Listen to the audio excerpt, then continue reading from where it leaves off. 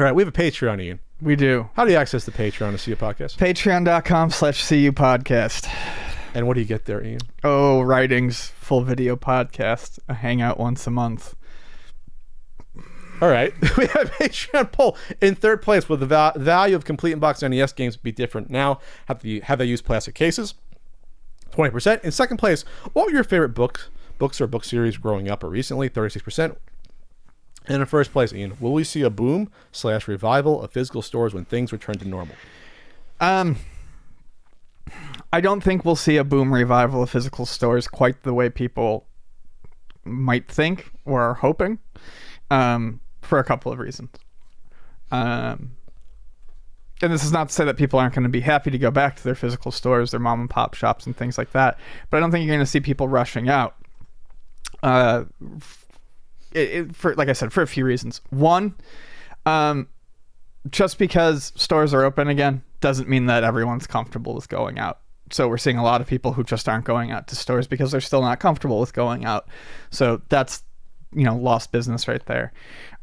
Two, people just don't know necessarily that things are open again. We've been doing this for so long that people aren't really aware of what's open. So that kind of goes with the first one and the second one. That'll depend upon your state, though, right? Some states are... Sure, but I like I said, what state you're in doesn't affect the fact that people are just uneasy about going out. Yes, that doesn't change. And then the other one is well, unless you're in some states and going to a lake and having 1,000 people crowding each other. Lakes of the Ozarks. But the big one is, as a society, we have been moving more and more to online shopping as time has gone on. That's not going to magically revert after 2 months of staying inside. In fact, I think a lot of people have just realized that shopping online is easy. And as places start doing multiple drop-offs, there's all sorts of ways to get something delivered, 2-day delivery, 1-day delivery, contactless delivery, with shit like that. I don't think a lot of people are going to stick with that. So yeah, we are seeing business come back. I mean, Luna's been open for walk-ins since Thursday. And we are seeing a lot of business come back, but no, I don't think these places are going to get crushed by throngs of shoppers when they return. People have adjusted.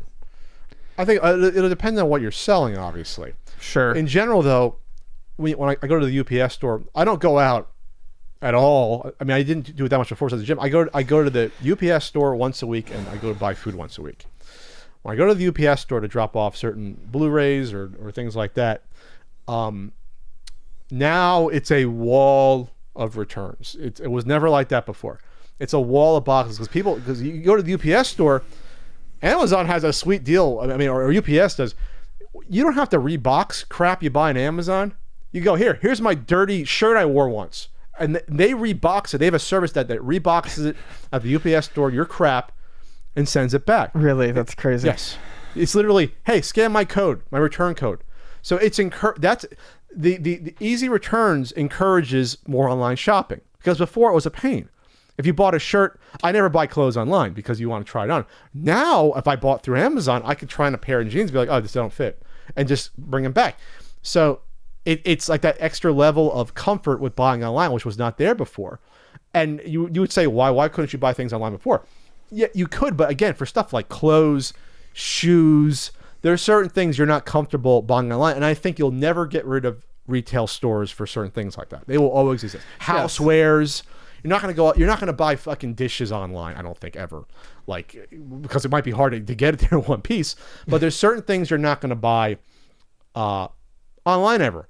You're always going to have food stores. There's always going to be some people who will not be comfortable buying food to get delivered online. Yes. That's one thing. And plus the windows, you could never, since everyone needs food, you could never have, I think, a service to deliver to every single food shopper online. That to me would be insane. You wouldn't be able to. It would just be too nuts to do that.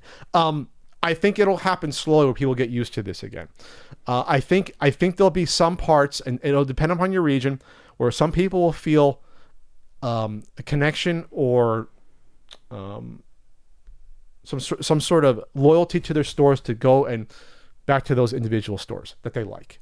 because hey, we know you went through a tough time. You're a local business. I'm gonna go be a patron of your business again.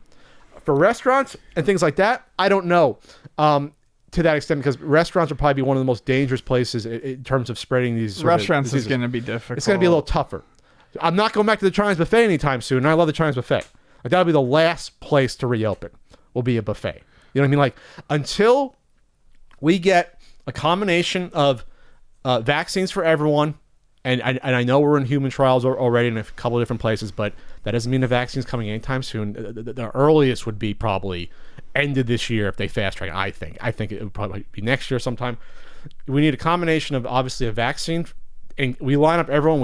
We put it in you, and if not, I don't know. We stamp you and say you can't go out. I don't know. Vaccine for everyone, or at least a treatment that it could be like the flu, where you take Tamiflu, right? You'll be fine. And I think that'll happen. Treatment would be at least important. A treatment where, hey, if you get it, you're not going to die, or else the percentages fall to the flu, where it's like 1 out of 10,000 will die instead of 1 out of like 100 will die. Like, if we get to that point, I think people will be more inclined to go out and experience things again. I think that's that weird combination of either a vaccine, definitely a vaccine would be great, obviously, and unfortunately the early studies, at least with monkeys, is that you do not get reinfected once you have the antibodies. That's the early good news about this, but it still we have to know that for sure with humans. But that's at least the one silver lining, is that you get it once, like chicken pox, and you're done. Right. Not like the flu where you can get it year after year. Because if that happened with this, holy shit, we go through this every year. Yeah. Different vaccines. So you hope it's like that. It doesn't mutate enough that, like different flu strains where, you get a flu shot, you can still get it, or maybe more milder symptoms.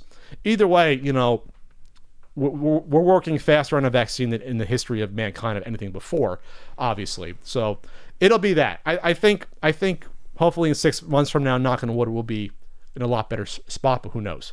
Sure.